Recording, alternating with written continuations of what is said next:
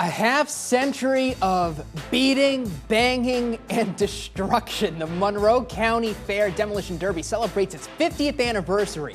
High car counts Tuesday night, at least at the start. Semi-stocks, modified stocks, even a Power Wheels event for kids.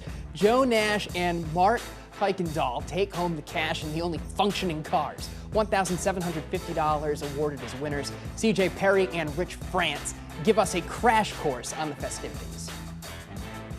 It was the 50th anniversary of the Monroe County Fair Demolition Derby, and Rich, honestly, there was enough action for 50 more. We had 4 semi-stock heats. We had a couple of features thrown in there for good measure.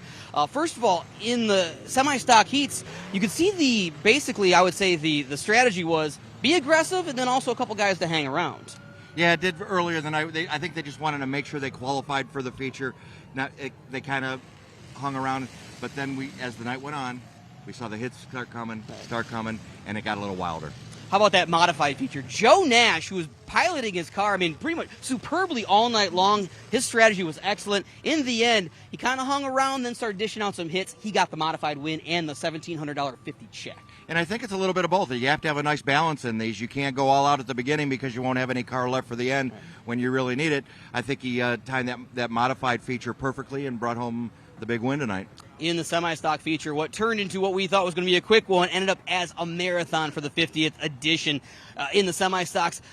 Rich, we were down to 5 or 6 cars. They had a couple of red flag warnings, had to get the guys going again. So from your perspective as an official, what was going on there? The boss was getting mad that it was taking too long and they weren't doing what they're supposed to be doing. And so they had 2 red flags to consult with the drivers. And then after the second one, everything changed, and it got really exciting. Mark Cuykendall started out dishing out the hits. He got aggressive, and in the end, he gets the big trophy and he gets the big check.